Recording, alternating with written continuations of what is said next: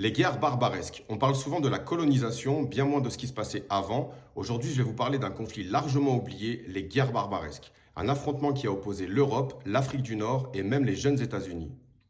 Entre le 16e et le début du 19e siècle, une grande partie de la Méditerranée est dominée par ce que l'on appelle les États barbaresques. Alger, Tunis et Tripoli. Ces territoires, intégrés à l'Empire ottoman, pratiquent la course maritime.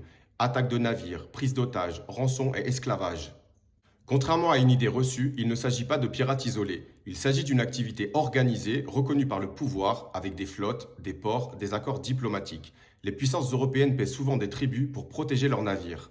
Mais à la fin du XVIIIe siècle, un nouvel acteur refuse de payer, les États-Unis. C'est l'un des éléments qui conduit à la création d'une marine militaire permanente, l'US Navy. Les guerres barbaresques marquent donc les premières guerres extérieures américaines.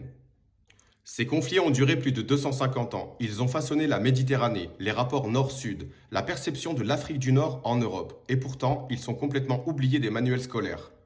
Comprendre les guerres barbaresques, c'est comprendre le contexte historique de ce qui se passera ensuite en Algérie. Sans ce passé, on ne comprend qu'une partie de l'histoire.